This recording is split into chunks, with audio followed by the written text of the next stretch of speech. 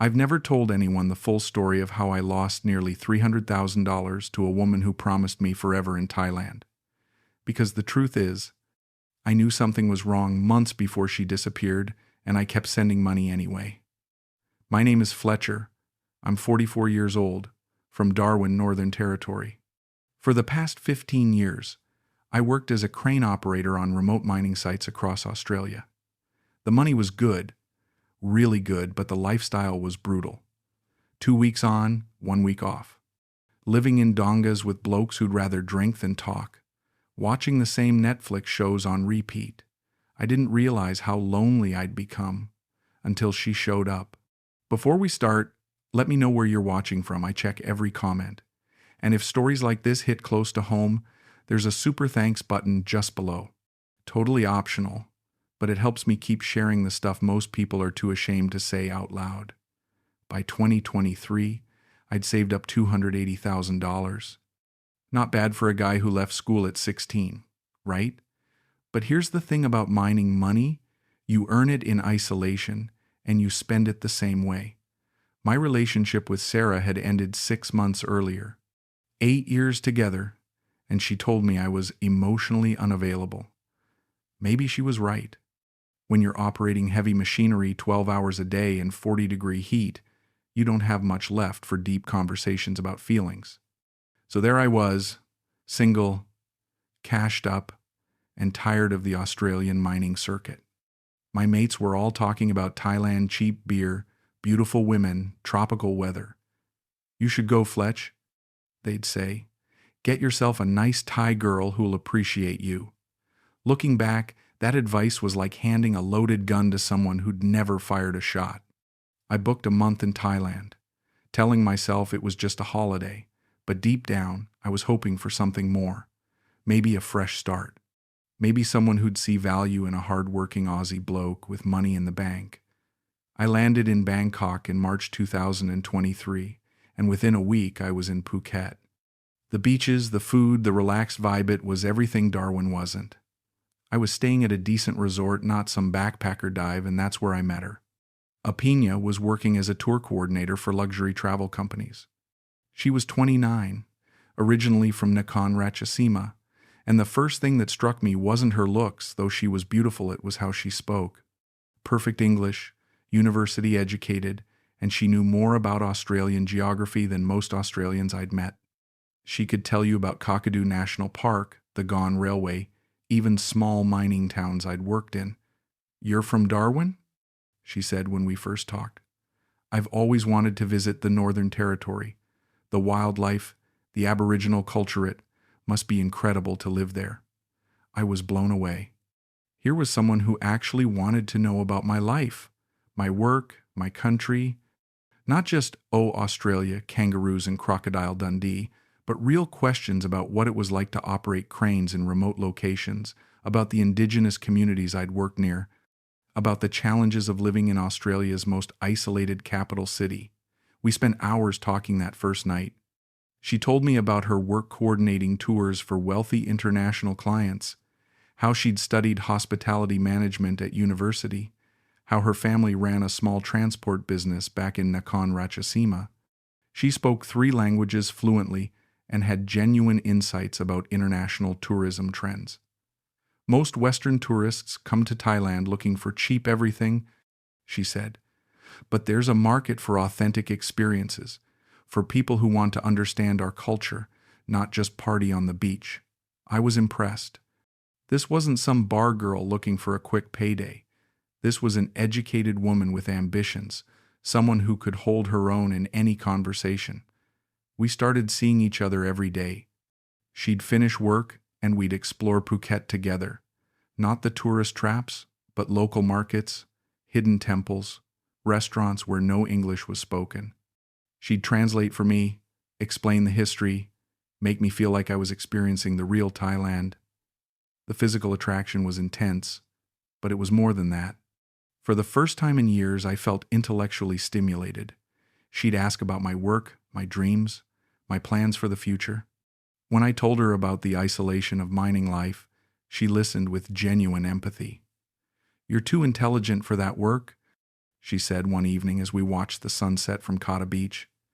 You could do anything, live anywhere. Why limit yourself to those remote sites? 2 weeks into my holiday, I extended my stay. A month became 6 weeks, then 2 months. I was burning through my savings on hotels and restaurants, but I didn't care. This felt like the beginning of something real. That's when Apena shared her dream with me. I want to start my own tourism company, she said one evening over dinner. Not just any tourist luxury adventure experiences for Australians and Americans who want authentic Thailand. I have the contacts, the knowledge, the language skills. I just need capital. She pulled out a folder of professionally printed documents, financial projections, market analysis. This wasn't some scribbled napkin idea. She'd done her homework.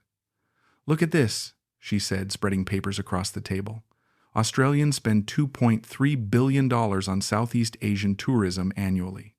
But most companies offer generic packages. I want to create bespoke experiences, mining site tours for retired workers, cultural immersion programs, adventure activities that most tourists never hear about. The numbers looked impressive. Initial investment of $150,000, projected profits of $300,000 within 2 years.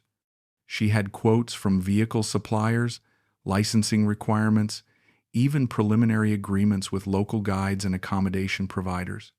I've been saving for 3 years, she said, but I'm still $80,000 short. The tourism licenses expire next month, and there's another company trying to get the same permits. I felt my heart racing. This wasn't just about money, this was about building something together, creating a future that combined my Australian connections with her local expertise. What if I invested? I asked. Her eyes lit up. You'd do that? Fletcher, this could be our business, our life together. That night, I transferred $50,000 to her business account. It felt like the most natural thing in the world. We were partners now, building something meaningful together. The next few weeks were a whirlwind of activity. Apena introduced me to government officials, potential partners, local business people. We visited properties that could serve as our headquarters, inspected vehicles for our transport fleet, met with marketing consultants who specialized in Australian tourism. Everyone seemed to know her, respect her. The officials spoke to her in rapid Thai, but she'd translate everything for me, explaining the licensing process, the regulatory requirements, the competitive landscape. Fletcher is my Australian partner, she'd say proudly. He understands the mining industry, the remote work culture.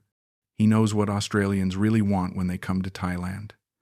I felt important, valued, part of something bigger than myself. Back in Darwin, I was just another crane operator.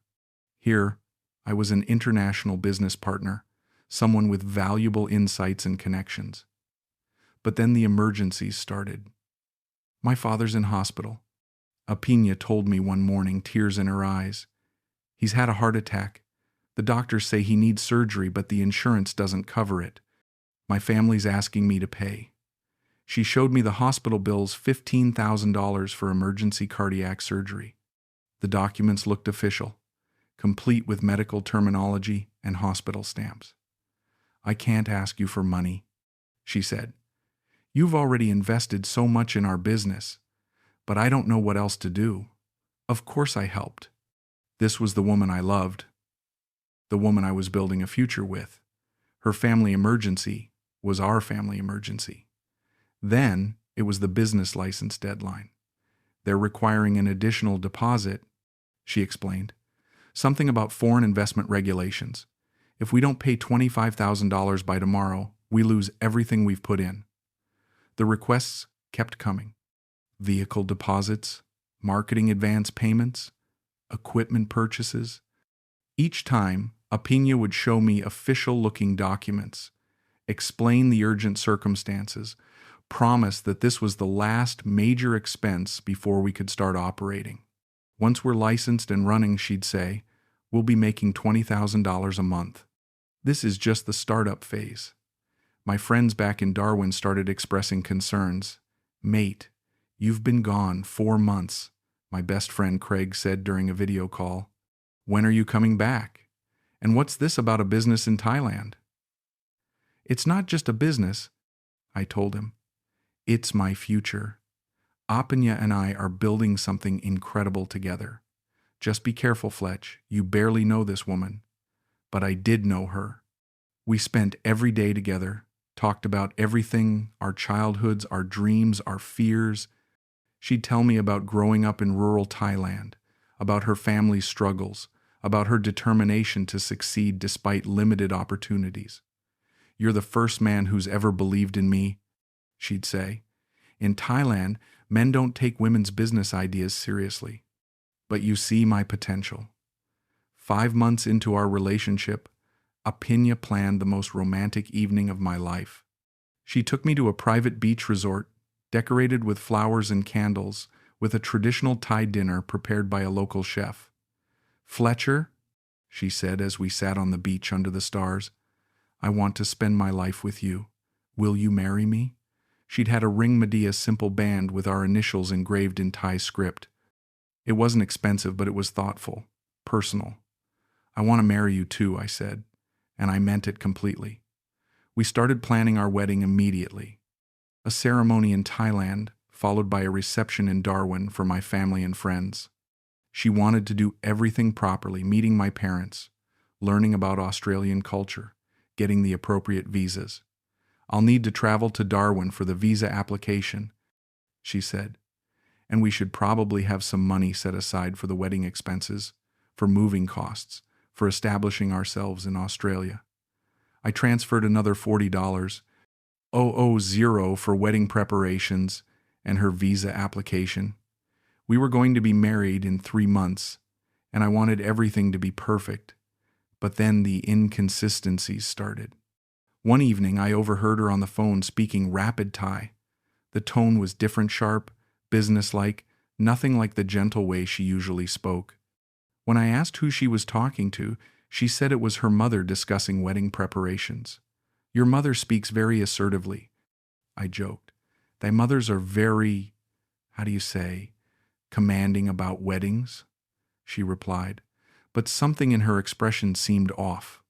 Another time I found her crying while looking at her phone. What's wrong? I asked. Just family drama, she said, quickly putting the phone away. My sister is having problems with her husband. But I'd caught a glimpse of the screen. It was a banking app, and the numbers I saw didn't match what she'd told me about her family's financial situation.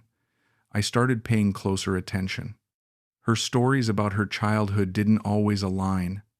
Sometimes she said she was the youngest of 3 children, sometimes the middle child. Her university degree was in hospitality management, but once she mentioned studying business administration, when I asked about these inconsistencies, she'd become emotional. Why are you questioning me? Don't you trust me? I thought we were building a life together. The emotional manipulation was subtle but effective. She'd make me feel guilty for having doubts, remind me of everything we'd planned together, talk about how hurt she was that I didn't believe in our love. Maybe you're not ready for marriage, she'd say. Maybe you're too scared to commit to someone who really loves you.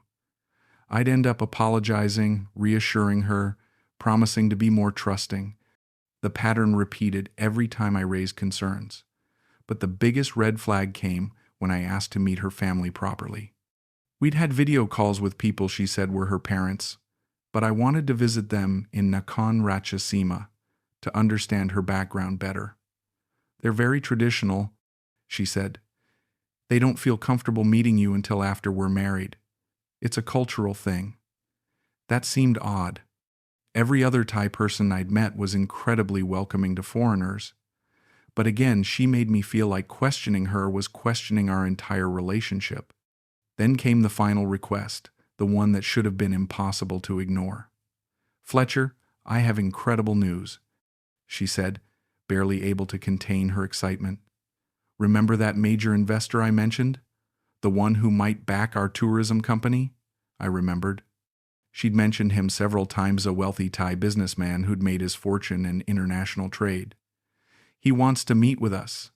He's interested in investing $500, 000 in our company, but he needs to see that we're serious, that we have sufficient capital to handle the expansion.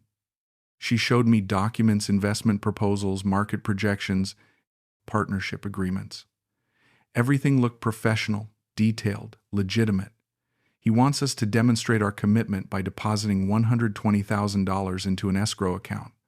It's not money we'll lose, it's just to show that we're serious investors, not just dreamers. The documentation looked official.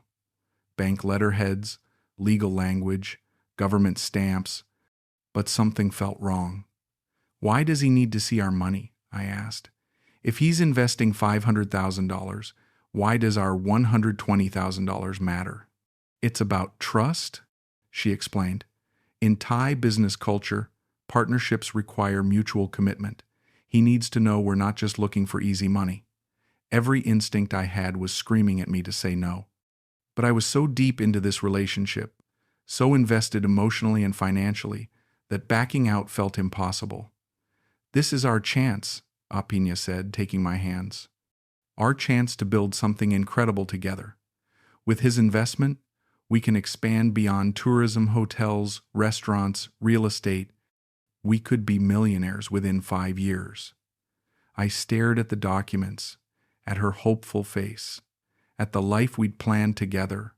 $120,000 was nearly everything I had left. If this went wrong, I'd be financially destroyed. I trust you, I said, and transferred the money. For 3 days, everything seemed normal. We celebrated our upcoming partnership, talked about hiring employees, planned our expansion strategy. Apena was more affectionate than ever, constantly talking about our future together. Then, on a Tuesday morning, I woke up to find her gone. Not just gone from the hotel room, gone completely. Her clothes, her documents, her personal belongings. The only thing left was a note. I'm sorry. I never meant for it to go this far. I called her phone. Disconnected. I went to the business offices we'd visited. Empty. The addresses on the investment documents led to vacant lots or businesses that had never heard of her. I spent the next week in a panic, contacting Thai police, Australian consular services, private investigators. Slowly, the truth emerged. The government officials we'd met, paid actors, the business licenses, forgeries, the hospital bills for her father, fake. Even some of the family members I'd met were hired to play roles. The sophisticated woman with university education and international business experience, she dropped out of high school at 15 and had been running romance scams for nearly a decade. The Thai police were sympathetic but useless. This happens all the time, the officer told me through a translator. Western men come here with money, fall in love quickly, don't ask enough questions. But I did ask questions, I said. I saw documents, met people, visited offices. Sir, he said gently, she's very good at what she does. You're not the first, and you won't be the last. The Australian consulate was equally unhelpful. We can file reports, but recovering money in cases like this is virtually impossible. Thai authorities don't have the resources to pursue international fraud cases, especially when the victim willingly transferred the money. I'd lost $285,000. Nearly everything I'd saved over 15 years of grueling mining work. I had enough money left for a plane ticket home and maybe 2 months of living expenses. The flight back to Darwin was the longest 12 hours of my life. I had to call my parents, my friends, my former employer. I had to explain how someone supposedly intelligent enough to operate heavy machinery had fallen for such an elaborate con. Craig picked me up from the airport. One look at my face, and he knew everything. How bad? He asked. Everything, I said. I lost everything. He didn't say, I told you so. He didn't lecture me about being naive or desperate. He just drove me home and helped me figure out how to rebuild my life. Getting back into mining work was humiliating. Word had gotten around the crane operator who'd blown his savings on a Thai woman. Some guys were sympathetic, others made jokes. All of them looked at me like I was an idiot. But slowly, I started understanding how it had happened. The isolation of mining life had made me desperate for connection. The money I'd saved had made me feel invulnerable. The cultural gap had made it easy for her to manipulate my perceptions. Most importantly, I realized that Apena had been running a sophisticated psychological operation. She'd studied my vulnerabilities, my loneliness, my desire to feel important, my eagerness to build something meaningful. Every conversation, every romantic gesture, every business proposal had been carefully designed to exploit those weaknesses. The business documents were elaborate fakes, but they were professionally done. The government officials were actors, but they were convincing. The family emergencies were lies, but they were emotionally compelling. She'd invested months in building credibility before asking for serious money. It wasn't a simple bar girl scam. It was a long-term psychological manipulation campaign designed to extract maximum money from a specific target. I spent months in therapy trying to understand how I'd been so completely deceived. The therapist helped me see that intelligent people are often the easiest targets for sophisticated cons because they believe they're too smart to be fooled. "You saw red flags?" she said. "But you rationalized them away because you wanted the relationship to work. That's not stupidity, that's human nature." 18 months later, I'm back on my feet. I'm working again, saving money, being more careful about who I trust. I've even started dating again, though I'm much more cautious now. But I still think about Apena sometimes. Not with anger, I've moved past that, but with a kind of professional respect. She was incredibly good at what she did. The planning, the execution, the psychological manipulation, it was masterful. I've learned to spot the warning signs now. When someone seems too perfect, too interested in your money, too eager to move fast, those are red flags. When business opportunities require immediate action, when family emergencies coincide with financial requests, when someone gets emotional every time you ask questions, those are manipulation tactics. Most importantly, I've learned that loneliness makes you vulnerable to people who promise to fill that void. If you're isolated, desperate for connection, and have money to spare, you're a perfect target for someone like Apena. The Thai police eventually caught her, but not because of my case. She'd been running the same scam on multiple Western men simultaneously, and one of them had connections in the Thai government. She's serving a 5-year sentence now, but the money is gone forever. I don't regret going to Thailand. I don't regret being open to love. I don't even regret taking risks for what I thought was a genuine relationship. But I do regret ignoring my instincts when the evidence was staring me in the face. I regret letting loneliness override common sense. I regret believing that someone who barely knew me could love me enough to build a life together. If you're thinking about moving to Thailand, about finding love overseas, about investing in foreign business opportunities, go ahead. But do it with your eyes open. Ask hard questions. Verify everything independently. Trust your instincts when something feels wrong. And remember, if someone promises you forever, make sure they're not planning to disappear with your money instead. The best relationships are built slowly, with mutual respect and genuine compatibility. They don't require massive financial investments or urgent decisions. They don't involve constant emergencies or emotional manipulation. They certainly don't end with you flying home broke, wondering how you could have been so foolish. But sometimes, you have to lose everything to learn what really matters. And for me, that lesson was worth $285,000, even if I wish I'd learned it a cheaper way.